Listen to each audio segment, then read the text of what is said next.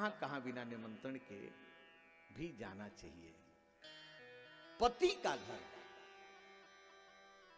पति के घर बिना निमंत्रण के भी है ना। क्या पति का घर अपना घर है? क्या वहां थोड़ा सोचे पत्नी की जब हमारे पतिदेव निमंत्रण देंगे तब हमको जाना है? पति के घर में क्या निमंत्रण की जरूरत? पति के घर में भी निमंत्रण की जरूरत नहीं। अब गुरु के यहां, अब चेला सोचे कि गुरु जी जब कार्ड भेजेंगे तब हम जाएंगे। काहे का गुरु जी का निमंत्रण हो? कभी भी ये नहीं सोचना चाहिए कि गुरु जी जब हम, गुरु जी कहीं भी रहें, गुरु के यहां जाने का, गुरु का दर्शन करने के लिए निमंत्रण की आवश्यकता नहीं। वहां निमंत्रण की प्रतीक्षा नहीं करनी चाहिए कि गुरु जी जब निमंत्रण देंगे। कुछ अभिमानी चेला सोच भी लेते हैं कि अरे गुरु जी हमको तो बताए नहीं, हमारे पास नहीं, हम काहे के जाए? ये अच्छी बात नहीं। गुरु जी के यहां जाने के लिए कोई निमंत्रण की जरूरत नहीं। और पिता का घर अपना घर है। पिता के घर में क्या निमंत्रण की जरूरत हो?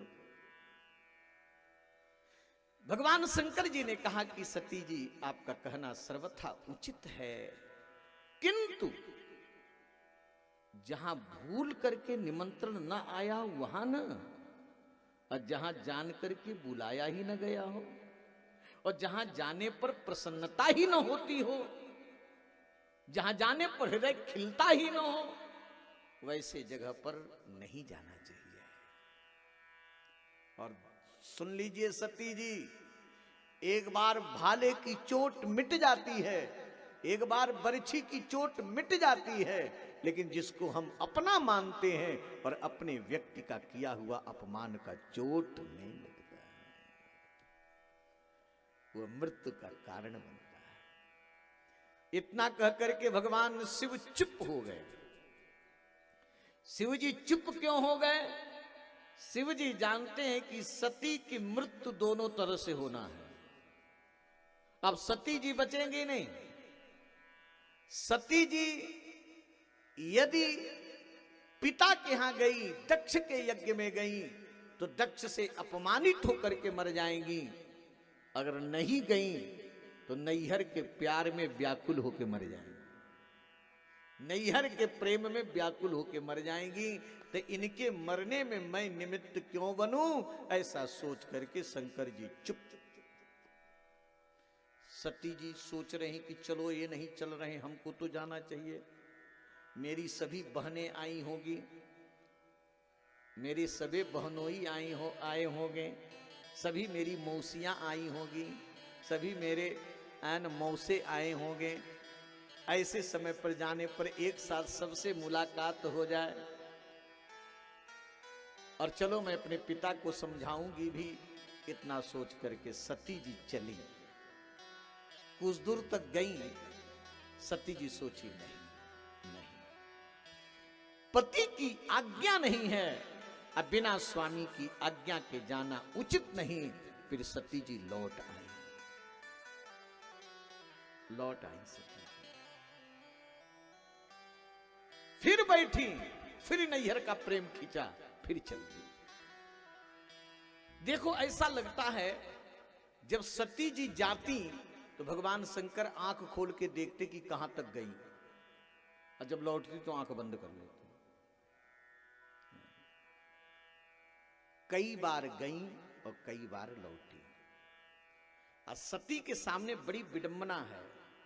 इधर नहीं जा रही हैं तो नैहर के लोगों से नहीं मिल पा रही हैं, और यदि जा रही हैं तो पति की आज्ञा का उल्लंघन हो रहा है। अब क्या करें? सती जी बहुत दुविधा में है। और जब व्यक्ति के सामने दुविधा होता है, और जो कारण बनता है उसके प्रति क्रोध होता है, तो सती जी का सबसे ज्यादा क्रोध भगवान शिव जी के ऊपर है। ये प्रेम का क्रोध है, ऐसा मत समझने का, ये प्रेम का क्रोध है। इनको लगता है कहते क्यों नहीं, ये क्यों नहीं कहते हैं, लेकिन शंकर जी चुप।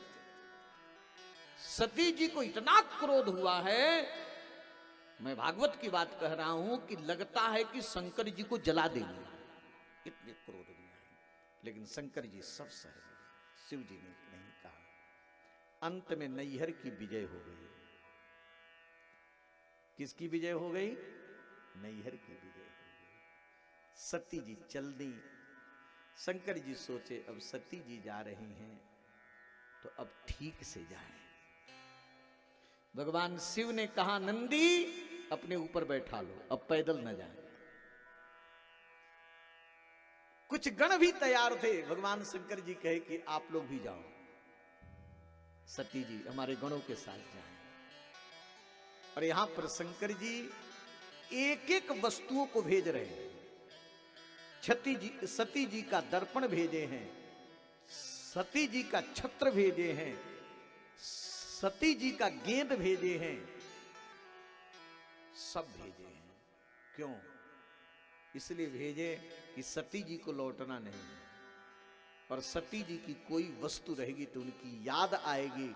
न सती जी की वस्तु कोई रहे न उनकी याद आवे, इसलिए सब भेज दिए। सती जी पहुंची, पिता के यहां पहुंची। सती जी को लगा कि मेरे पिता जब देखेंगे तो दौड़ के मिलेंगे कि बेटी बहुत अच्छा हुआ तू आ गई। इधर तो दक्ष प्रजापति ने सबको आदेश दिया है कि शंकर से संबंध रखने वाला कोई भी यहां आने न पावे। उसका सख्त आदेश, जिसका संबंध शिव से है तो यहां आने न पावे।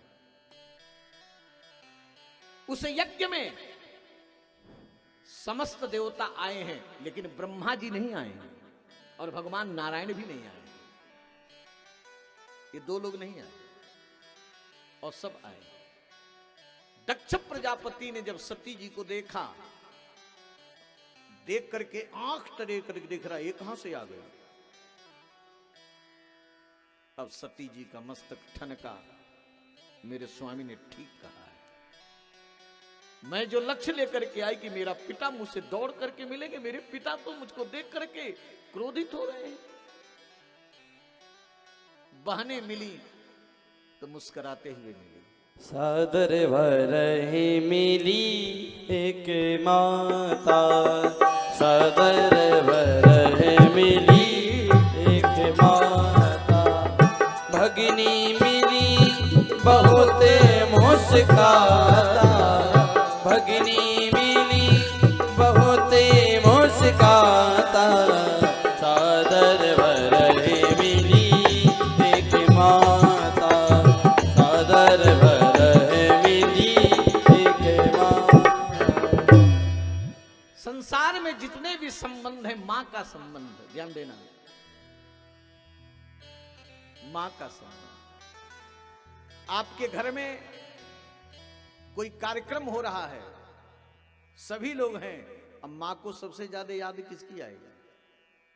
हाँ? मां को सबसे ज्यादा याद उसकी आएगी जो कार्यक्रम में नहीं है, चाहे बेटा हो चाहे बेटी।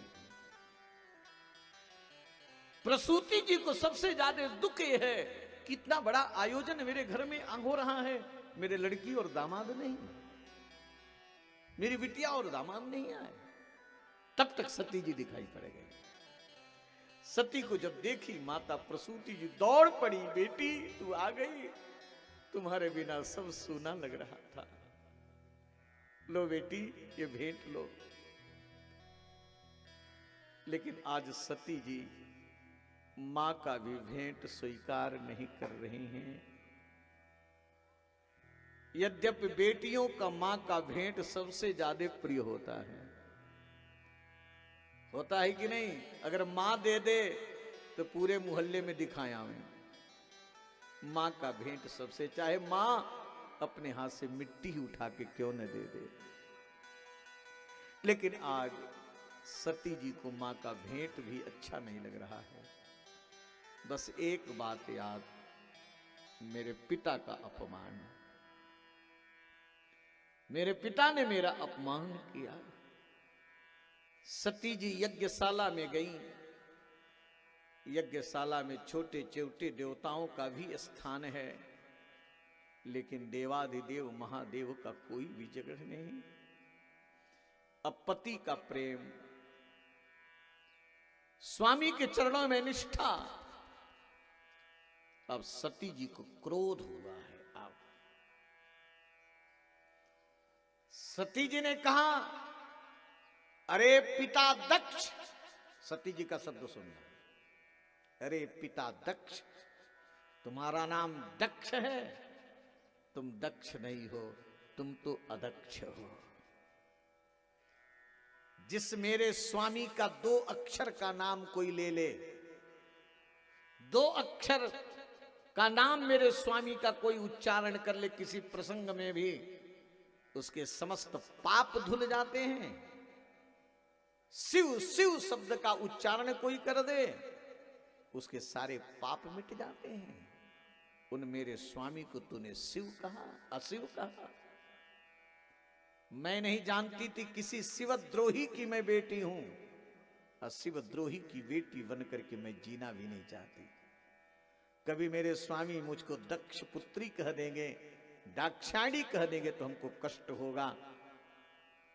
ये सोच करके माता सती वहीं पर योगाग्नि में अपने को जला करके भस्म कर दी। हाहाकार मच गया, सती जी जल गई, सती जी जल गई, सती जी जल गई। भगवान शंकर के गण क्रोध में भर करके यज्ञ का विनाश करना चाहे, लेकिन भृगु ने रक्षा मंत्र पढ़ करके यज्ञ का परिरक्षण कर लिया। गण भी आए, कुछ बताए नहीं, समाचार देने में परम कुशल हैं श्री नारद जी महाराज।